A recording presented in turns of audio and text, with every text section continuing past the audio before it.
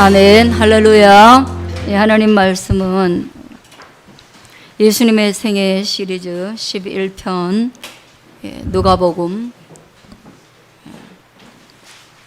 신약 성경 마태, 마가, 누가복음 5장입니다. 1절에서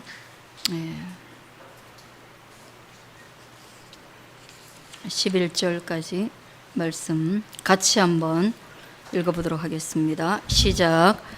무리가 몰려와서 하나님의 말씀을 들을새 예수는 게네사렛 호숫가에 서서 호숫가에 배에 두 척이 있는 것을 보시니 어부들은 배에서 나와서 그물을 씻는지라.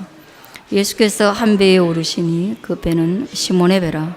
육지에서 조금 떼기를 청하시고 앉으사 배에서 무리를 가르치시더니 말씀을 마치시고 시몬에게 이르시되 깊은 데로 가서 그물을 내려 고기를 잡으라. 시몬이 대답하여 이르되 선생님, 우리들이 밤이 새도록 수고하였으되 잡은 것이 없지만은 말씀에 의지하여 내가 그물을 내리리이다 하고, 그렇게 하니 고기를 잡은 것이 심히 많아 그물이 찢어지는지라. 이에 다른 배에 있는 동무들에게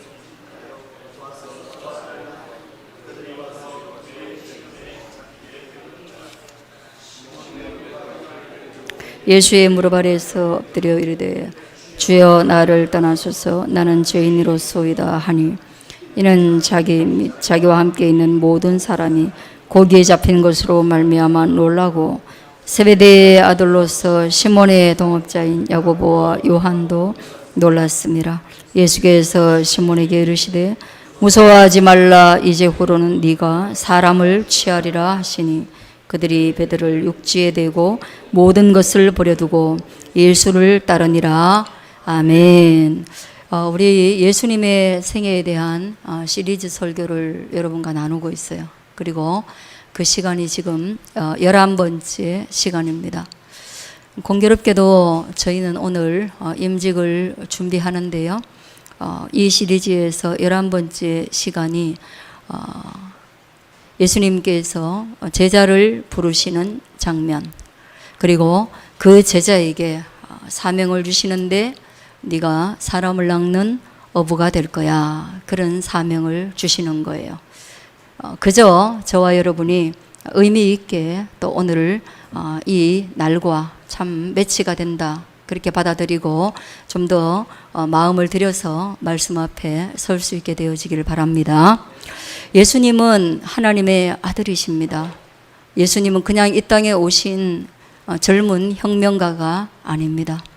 이 땅에 조금의 어떤 변화를 가져오고자 애쓰셨던 그런 분도 아닙니다.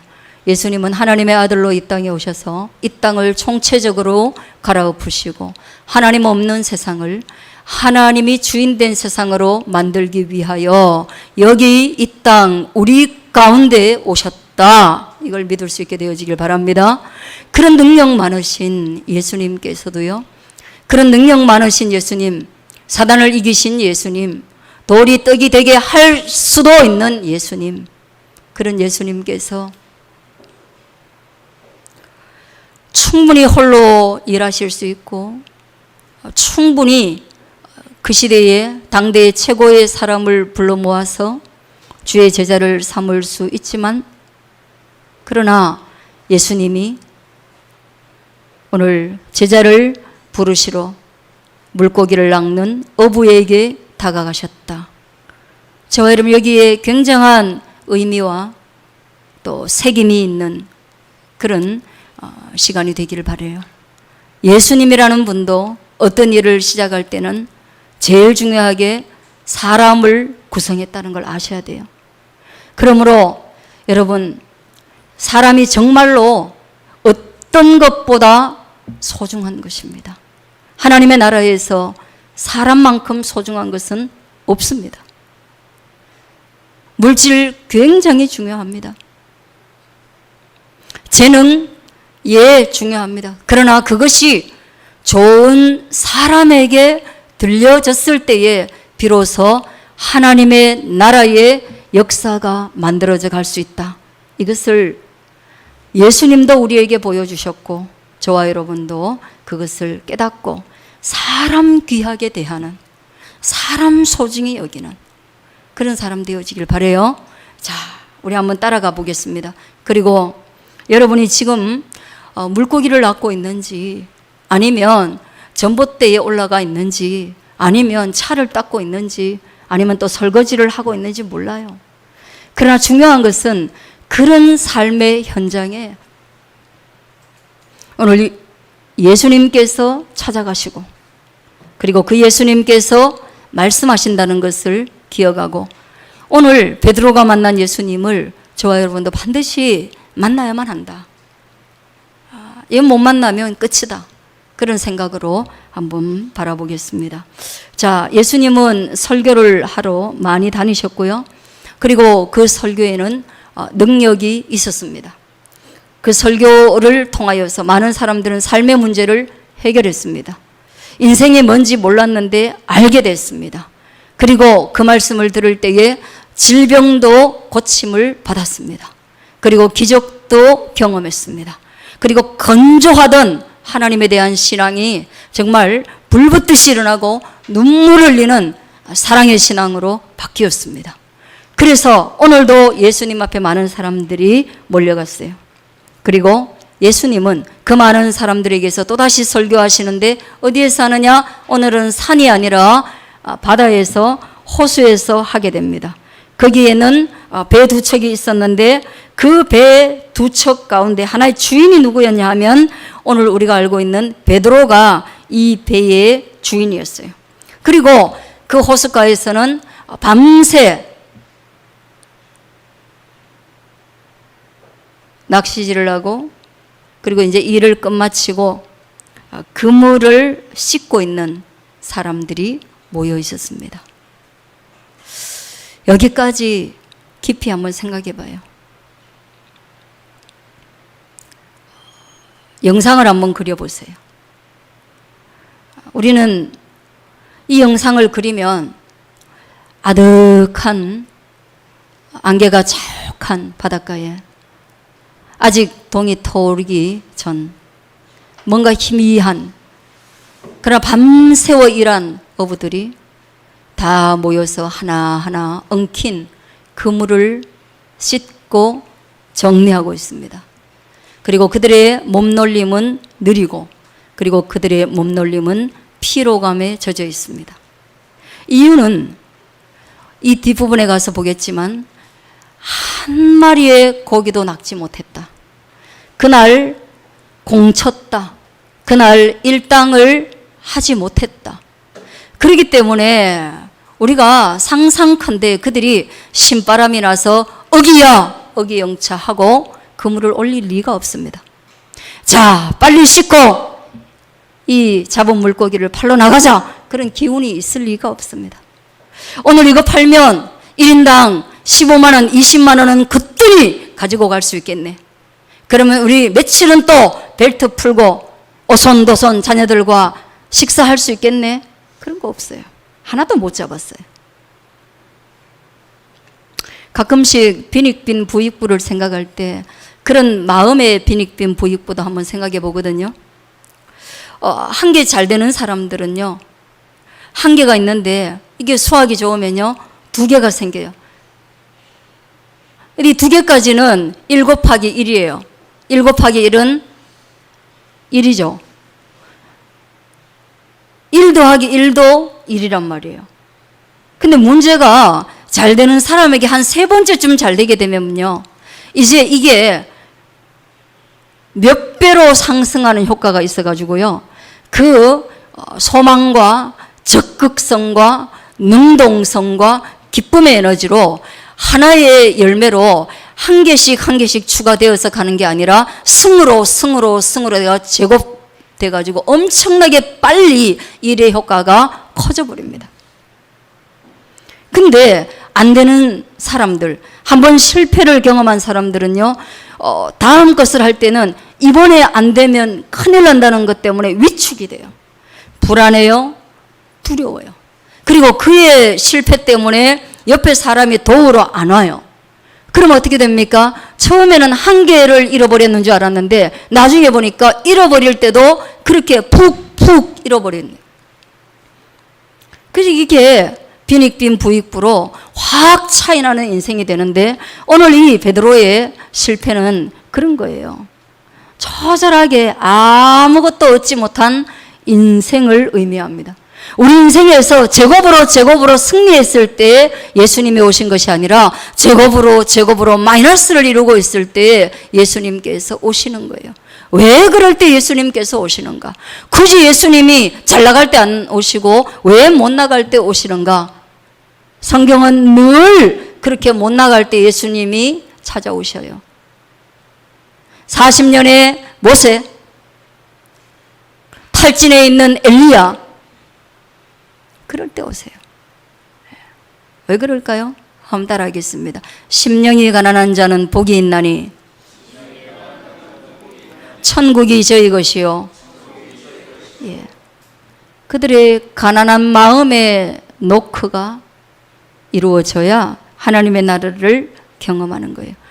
그래서 우리는 베드로의 실패를 바라보면서 우리가 가지는 실패는 하나님을 만날 수 있는 기회가 된다. 그런 생각을 할 수 있겠습니다. 고난은 반드시 피하고 싶은 것만이 아니라 우리에게 유익이 될 수 있다는 것을 볼 수 있습니다. 견디고 예수님이 노크하시는 소리를 듣고 예수님이 노크하실 때에 그 음성 듣고 문을 열면 그는 내게로 들어와서 나와 더불어 먹고 나는 그와 더불어 먹고 마시는 한 식탁에 앉는 영적 공동체가 된다는 사실을 잊지 않기를 바라요. 그렇게 오셔가지고 예수님이 한 말씀 하십니다. 배를 빌려 타고 예수님이 한 말씀 하시는데요.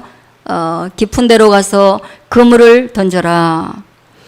우리 교회는 뭐 어부 출신이 없으니까 제가 조금 말해도 그거 잘못됐는데요 안 할 것 같아요. 그죠? 그물이라는 거 제가 어렸을 때 강에서 그물 던지는 사람들을 봤습니다. 근데 뭐 배를 타고 그물을 던지러 멀리 나가면 깊은 바다에 가서 탁 던져놓고 아주 오랜 시간 기다려야 돼요. 근데 얕은 데서는요 그물을 던지면 탁 던지는 순간에 아주 오래 기다리는 것이 아니라 바로 당겨요. 근데 이게 조금 깊은 데 던지면은 탁 던지면 이게 뭐 소리가 난대요. 그물 던지는 소리가. 차르륵 하고 나면 고기들이 예민해 가지고 바다닥 하고 흩어진대요. 그래서 기본적으로는 이게 경험치에 의하면 별로 도움이 안 되는 말씀이다. 예. 그러니까 노하우 측면에서는 별 컨설팅이나 별 상담에 효력이 없는 왕초보자가 권면하고 있다. 이렇게 보시면 됩니다.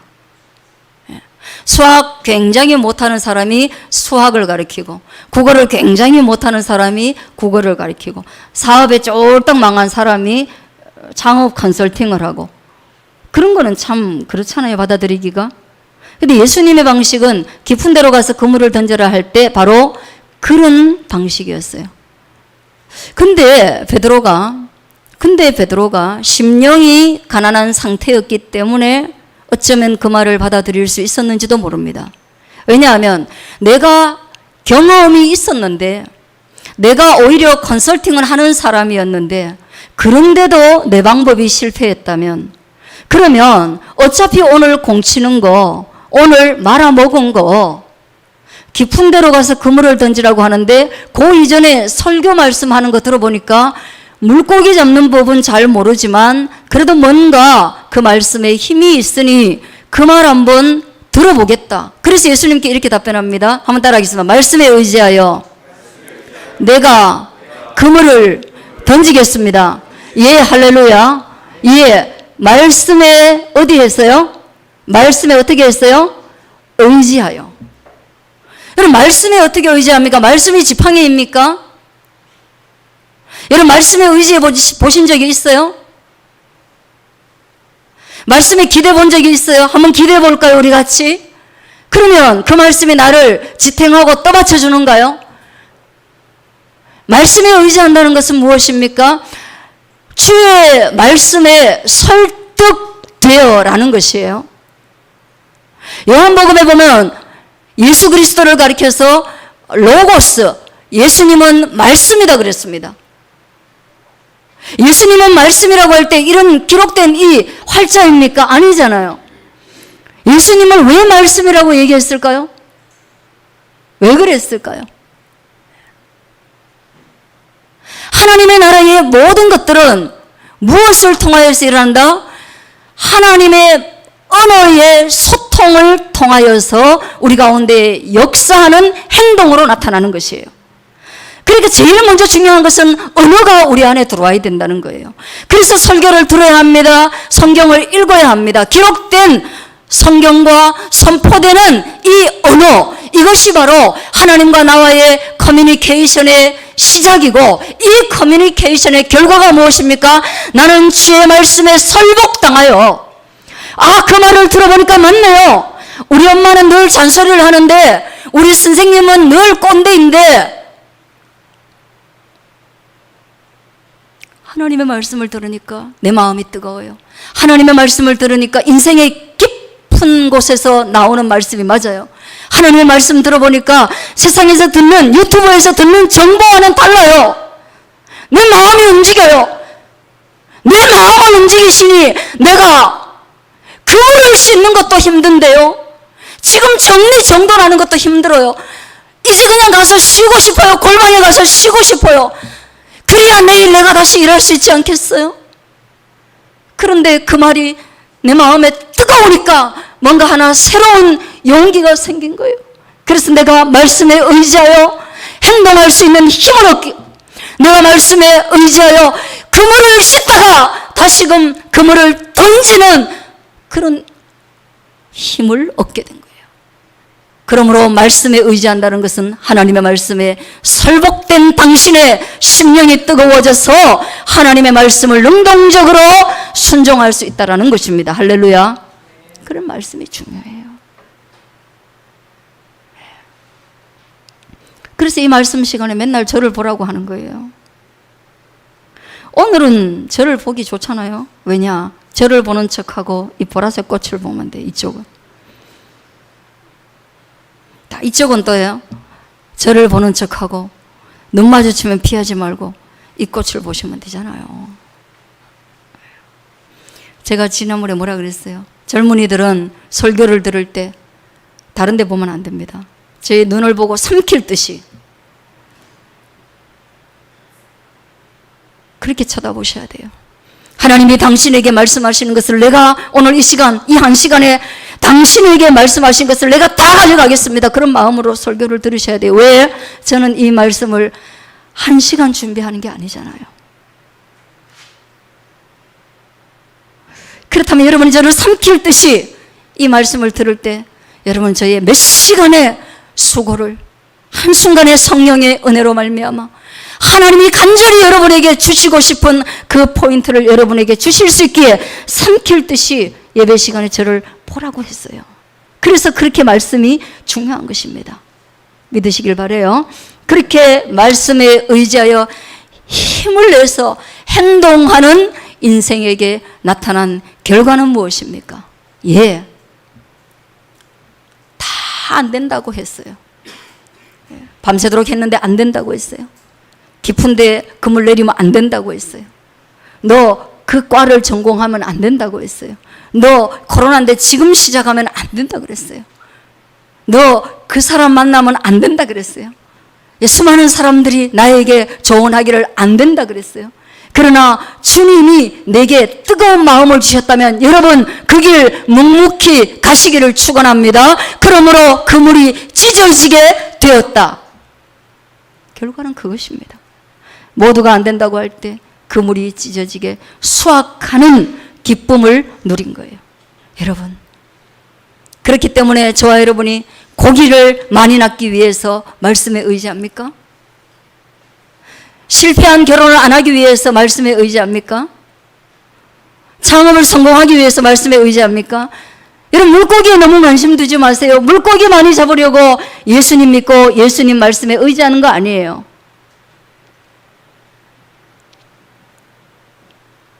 한번 따라하겠습니다. 따라하겠습니다. 진리로 자유를 얻자. 그 자유함 때문에 말씀에 의지하는 거예요.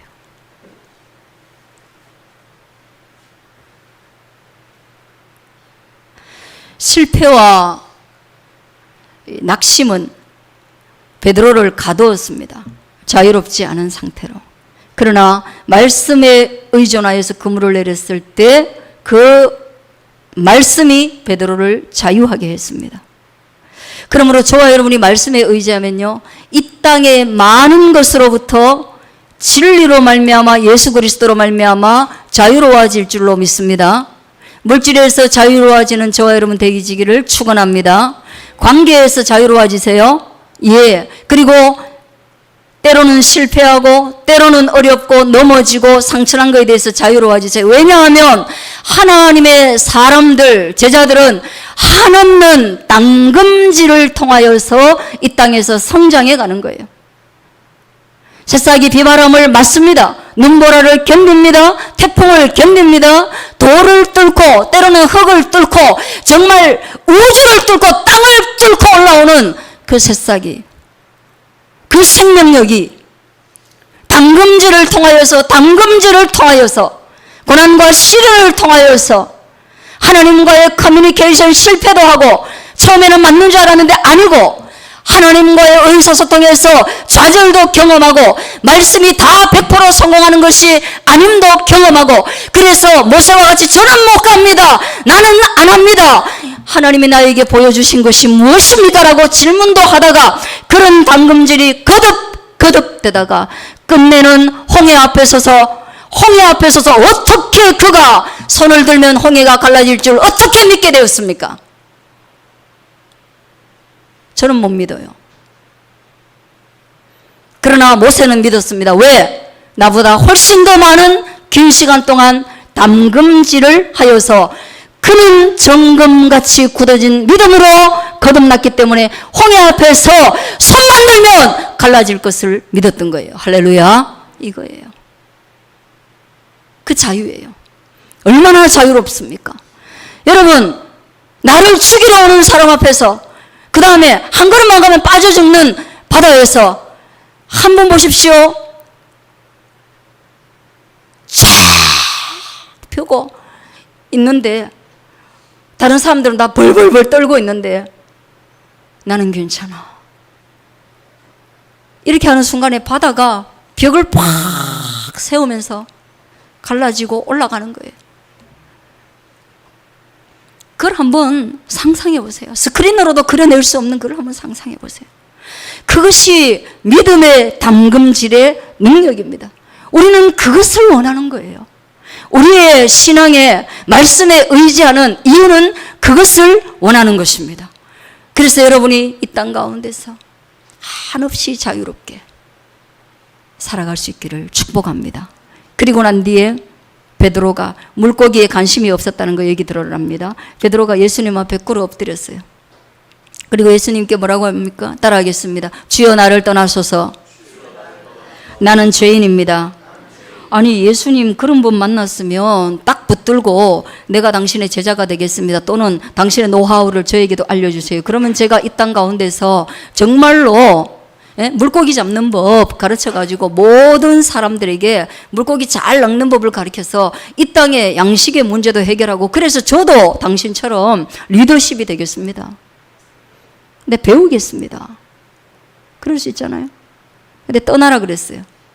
그리고 예수님이 뭐라고 하냐면 너 나 무서워하지 말라 그랬어요. 그러니까 떠나라고 했던 이유는 무엇입니까? 예수님의 신성 앞에서 충격을 받은 거예요. 예수님의 말씀 들을 때까지만 해도 그물을 이쪽으로 던지라고 말할 때까지만 해도 예수님이 능력 있는 선생님이요 라고 불렀습니다. 한번 성경 보세요.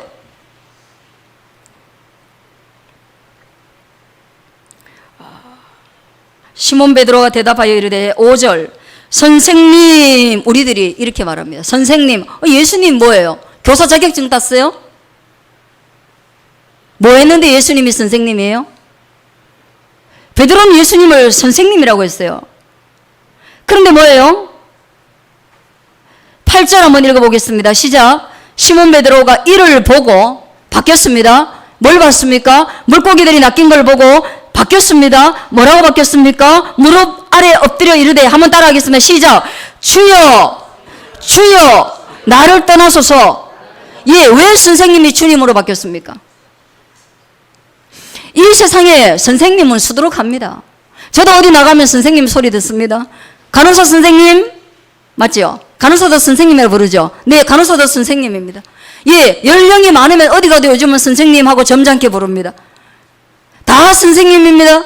그들은 가르칩니다. 노하우를 가르칩니다. 경험을 가르칩니다. 이 땅의 지식을 가르칩니다. 그래서 선생님은 허다하게 많습니다. 베드로는 예수님을 선생님이라 불렀습니다. 그러나 베드로가 예수님의 그 초자연적 신성의 능력을 바라보면서 주여 나를 떠나소서, 그는 바뀌었습니다. 선생이 아니라 주님으로 바뀌었습니다. 교회에 나와서 앉아있다는 것은 예수님을 아직도 선생님으로 부르는 사람은 앉아있기 어렵습니다. 예수님은 성자가 아니에요. 성인이 아니에요. 선지자가 아니에요. 예수님은 누구이십니까? 우리의 생명의 주인이라는 것을 믿으시기를 축원합니다. 예수님은 우주의 주인이십니다. 예수님 만물의 주인이에요. 그런 고백으로 바뀌었어요. 그 고백으로 바뀌고 나니까 자기가 뭘로 느껴져요? 그전에는 자기가 베테랑 어부로 느껴졌는데, 예수님이 선생일 때는 나도 베테랑 어부고 나도 선생님이야 라고 했는데, 뭐예요? 지금은 당신은 주님이시고 나는 무엇입니까? 죄인으로 바뀐 거예요. 베드로가 자기 인식이 완전히 달라졌어요. 예, 교회에 온 모든 사람들은 예수님을 주인으로, 그리고 나를 죄인으로 고백하는 자가 오는 거예요. 할렐루야. 예, 그러나 중요한 것은 뭡니까? 교회에 올 때는 예수님 저는 죄인이에요 라고 오는 거고, 이제 막 신앙생활 할 때는 뭐예요? 뭡니까? 예수님 저를 사용해 주세요. 저를 보내어 주세요. 예수님의 꿈을 저에게 주세요. 예수님의 인격도 주세요. 그래서 막 성장해 갑니다. 그러다가 다시금 예수님께로 돌아가는 어느 날이 되면 사도 바울과 같이 우리는 또한 다시금 죄인 중에 계수가 되어서 하나님의 나라에 들어가는, 그래서 기독교의 처음 시작은 죄인이고, 두 번째는 용서받은 죄인으로서 자유롭게 살다가 마지막에는 또다시 그 자유조차도 하나님이 주신 은혜인 것을 깊이 깨닫고 천국 가는 그때는 또다시 주님 이 죄인의 영혼을 주님 손에 의탁합니다 하고 고백하는 것이 바로 신자입니다.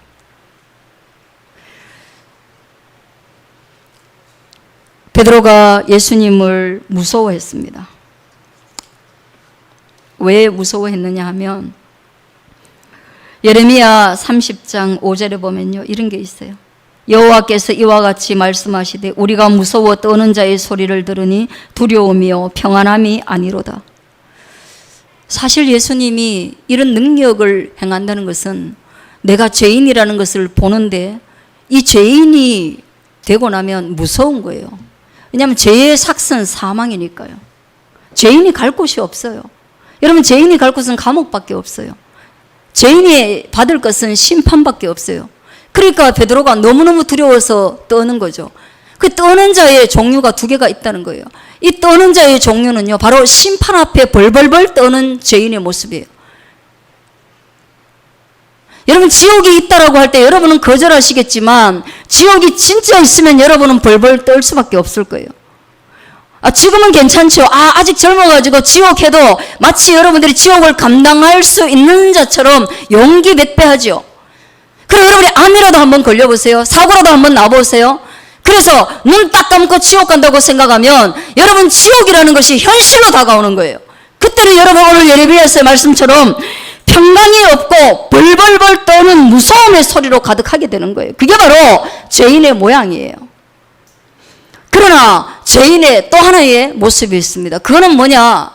누군가 나를 구원해 줄 수 있다는 믿음이에요.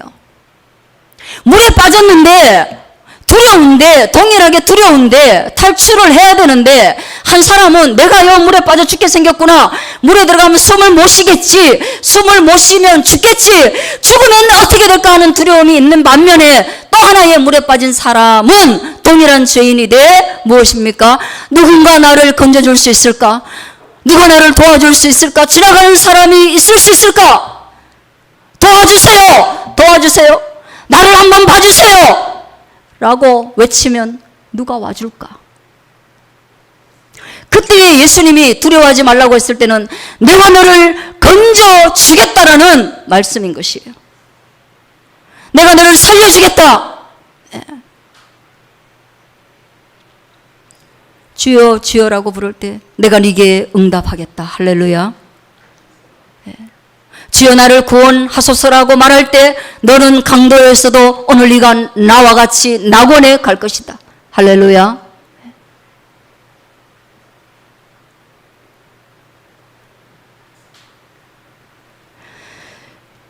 그런 죄인은 구원의 갈망이 있는 죄인은 오늘 건짐을 받습니다.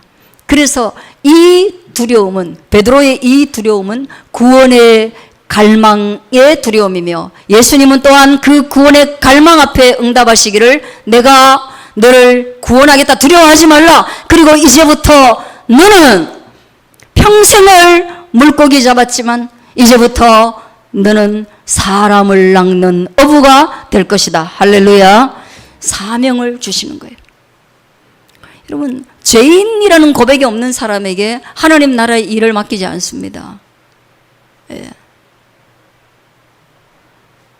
죄인이라는 고백을 하고 나면 하나님의 일을 맡깁니다. 그리고 어떤 일입니까? 물고기를 낚는, 세상에 사람을 낚는 어부가 되게 하십니다. 다시 처음으로 돌아가 보세요. 제일 중요한 게 뭐라고요? 사람입니다. 그러므로 예수님도 베드로를 낚으셨지만 우리도 또한 베드로와 같이 충성스러운 우리 주변에 어떤 믿음의 사람들을, 또한 살려달라고 외치는 사람들을 낚아가는 거, 이것이 우리의 사명인 줄로 믿습니다. 너무 자기 삶에만 매몰되지 마세요. 시련에만 매몰되지 마세요. 여러분, 너무 힘들다고만 말하지 마세요. 너무 마귀와 또 싸우지 마세요. 흑암의 영들, 악한 것들과 너무 싸우지 마세요. 그거 자꾸 싸우면 어떻게 되냐면 내가 더 세져요. 왜냐하면 흑암의 권세는 권세도 아니에요, 예수님 앞에서는. 근데 흑암의 권세와 계속 싸우면요, 야, 이 물러가라, 물러가라, 마귀야 물러가, 이런 뭐예요. 내가 마귀보다 더 어떻게 돼야 돼요? 세져야 돼요. 그러면 그런 사람은 나중에 되면 막 굳센 사람이 돼요. 그래서 사람을 대할 때도 마귀를 대하듯이 해요. 그래, 너 그래? 야, 너 마귀가 그렇게 해요.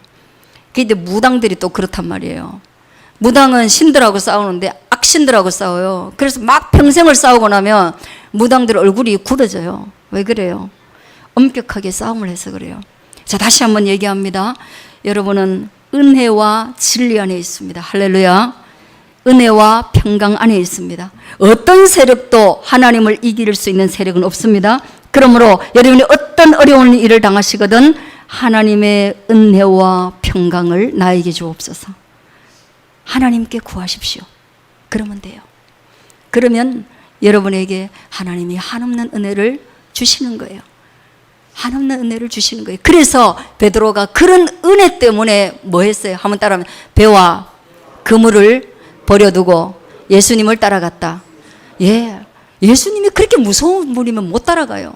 그런데 예수님이 그에게 평강을 주셔가지고요, 에스겔서 2장 6절에서 말하는 것처럼 인자야 너는 비록 가시와 찔레와 함께 있으며 정갈 가운데에 거주할지라도. 이런 인생 있어요?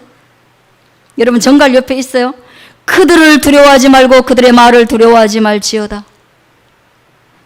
그들은 패역한 족속이라도 그 말을 두려워하지 말며 그 얼굴을 무서워하지 말지어다. 내가 너의 하나님이 됨이라. 예, 그 말을 하고 있어요. 내가 너의 하나님이 됐다.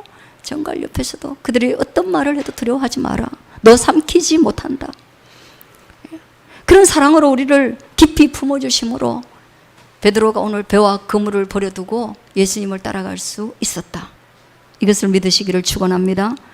버리실 수 있겠어요? 장로님, 지금 배가 그물을 버리실 수 있겠어요?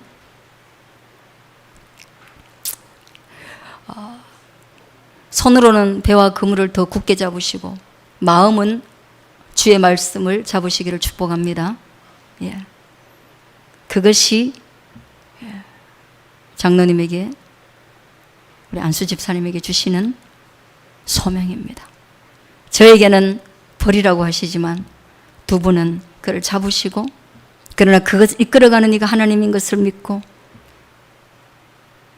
그것을 쓸 곳이 많으니 마치 한 번도 타지 않은 나귀를 주님 타고 예루살렘에 입성하신 것처럼 놓지 마시고 주님이 달라고 할 때만 내어놓으시길 바라요. 그래서 그 걸음을 우리 젊은 세대가 따라갈 수 있기를 축원합니다. 반드시 따라가셔야 돼요. 한 세대가 세워지고 다음 세대가 이제 허리가 되어서 일어나셔야 됩니다. 자각하시고 깨어나시고, 그리고 힘들 때마다 먼저 가신 우리 장로님, 집사님, 권사님에게 의논하시고, 그래서 믿음의 길에 방향을 잡으시고, 그래서 교회가 든든히 굳건히 사람으로 말미암아 세워져가는 주의 전이 되어지기를 간절히 바랍니다. 기도하겠습니다.